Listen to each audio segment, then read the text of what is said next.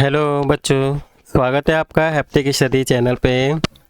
आज मैं आपको चैप्टर नंबर 2 सूक्ष्म जीव मित्र एवं शत्रु के क्वेश्चन आंसर कराने जा रहा हूँ। तो आइए हम शुरू करते हैं और देखते हैं हमारा सबसे पहला क्वेश्चन। फर्स्ट क्वेश्चन में आपको रेगिस्तान भरने हैं। पहला रेगिस्तान है कि सूक्ष्म जीवों को डैश की सहायता से देखा जा सकता है। तो सूक्ष्म जीव को हम किसकी सहायता से देख सकते हैं? सूक्ष्म दर्शी की सहायता से देख सकते हैं। नेक्स्ट है नीले हरे शैवाल से डैश का स्थिरीकरण करते हैं जिससे मिट्टी की उर्वरता में वृद्धि होती है। तो वो क्या है? नाइट्रोजन का स्थिरीकरण करते हैं। अल्कोहल का उत्पादन डैश नामक सूक्ष्म जीव की सहायता से किया जाता है। तो किससे किया जाता है? ईस्ट सूक्ष्म जीव की सहायता से करते हैं। इसके बाद अगला है हैजा डैश के द्वारा होता है। तो किसके द्वारा होता है? जीवाणु के द्वारा होता है। सेकंड क्वेश्चन में आपको सही शब्द के आगे टिक लगाना है। तो ईस्ट का उपयोग निम्न के उत्पादन में किया जाता है। तो ईस्ट का उपयोग किसके लिए किया जाता है? अल्कोहल के उत्पादन के लिए किया जाता है। कौन सा प्रतिजीवी निम्नलिखित में से है? तो प्रतिजीवी कौन सा है? स्ट्रेप्टोमाइसिन एक प्रतिजीविक है। मलेरिया परजीवी का वाहक कौन सा है? किसके द्वारा होता है ये? मादा एनोफिलीज मच्छर के द्वारा मलेरिया होती है। नेक्स्ट है संचरणीय रोगों का सबसे मुख्य कारण क्या है? घरेलू मक्खी। चीनी को अल्कोहल में परिवर्तित करने की प्रक्रिया क्या कहलाती है? किण्वन कहलाती है। इसके बाद हमें कॉलम 1 को कॉलम 2 से मिलान करना है। जीवाणु जो है हेसा का कारण है। राइजोबियम के द्वारा नाइट्रोजन स्थिरीकरण होता है। लैक्टोबैसिलस के द्वारा दही जमती है। ईस्ट के द्वारा ब्रेड की बेकिंग की जाती है। एक प्रोटोजोआ मलेरिया का कारक है और एक विषाणु के द्वारा एड्स का कारक है। ठीक है, तो इसकी मैचिंग इस तरीके से कर देंगे। नेक्स्ट आपसे चौथा क्वेश्चन है कि क्या सूक्ष्म जीव को बिना यंत्र की सहायता से देख सकते हैं, और यदि नहीं तो फिर वो कैसे देखे जा सकते हैं? तो ये हमने पढ़ा है कि जो सूक्ष्म जीवों को हम बिना यंत्र यानी कि नंगी आंखों से नहीं देख सकते क्योंकि वो आकार में इतने ज़्यादा छोटे होते हैं। इनमें से कुछ जैसे ब्रेड पर उगने वाले कवक आवर्तक कांच की हेल्प से देखे जा सकते हैं, जिसे हम सूक्ष्मदर्शी कहते हैं। तो हम सूक्ष्मदर्शी के बिना हम इनको बिल्कुल भी नहीं देख सकते हैं। इसके बाद पांचवा क्वेश्चन है सूक्ष्म जीवों के मुख्य वर्ग कौन कौन से हैं? तो सूक्ष्म जीव मुख्य 4 वर्गों में डिवाइड किए गए हैं। पहला है आपका जीवाणु, दूसरा कवक, तीसरा प्रोटोजोआ और चौथा शैवाल। इसके बाद आपका प्रश्न नंबर 6 है वायुमंडल नाइट्रोजन का मिट्टी में स्थिरीकरण करने वाली सूक्ष्म जीवों के नाम बताइए। तो वो कौन सा सूक्ष्म जीव है? राइजोबियम, कोलोसोस्ट्रीडियम और एजोटोबैक्टर, ये इसके नाम है।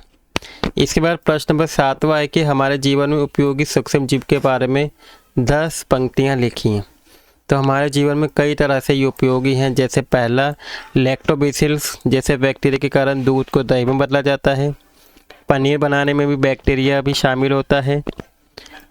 एसिटोबैक्टर एसिटी का उपयोग अल्कोहल से एसिटिक एसिड बनाने के लिए किया जाता है। खमीर का उपयोग शराब, वाइन, बेकरी उत्पादों के व्यवसाय में किया जाता है। कुछ विशेष सूक्ष्म जीव जैसे एंटीबायोटिक दवाई का निर्माण में यूज़ किया जाता है। सूक्ष्म जीव सफाई एजेंट के रूप में भी कार्य करता है और अपशिष्ट उत्पादों को खाद में बदल देते हैं। टीकों की तैयारी में मृत या कमजोर सूक्ष्म जीव का उपयोग किया जाता है। कुछ जीवाणु वायुमंडल नाइट्रोजन को स्थिर करते हैं और मिट्टी की उर्वरता में भी बढ़ाने में भी हेल्प करते हैं। शैवाल जो है खमीर, कवक या बैक्टीरिया का उपयोग मानव या पशु भोग के उपयुक्त प्रोटीन युक्त खाद्य पदार्थों के गठन या विकल्प के रूप में भी किया जाता है। कुछ सूक्ष्म जीव को प्रोबायोटिक्स के रूप में लिया जाता है जिनके सेवन के स्वास्थ्य लाभ होने की संभावना रहती है, इससे हेल्थ अच्छी रहती है। ठीक है, तो आप ये 10 लिख सकते हैं। इस बार अगला क्वेश्चन है कि सूक्ष्म जीव के द्वारा जो हानिकारक प्रभाव है उनके बारे में बताइए। तो सूक्ष्म जीव हमारे लिए कई तरह से हानिकारक, उदाहरण के लिए जैसे सूक्ष्म जीव जिन्हें रोगजनक भी कहा जाता है। कुछ सूक्ष्म जीव के कारण क्या होती है? बीमारियां होती हैं। मनुष्य, पौधों, जानवरों में रोग पैदा करते हैं। रोगजनक के कीटाणु हवा, पानी, दूषित भोजन या संक्रमित व्यक्ति के माध्यम से प्रत्येक से अप्रत्यक्ष रूप से वाहक के माध्यम से स्वस्थ शरीर में प्रवेश करते हैं।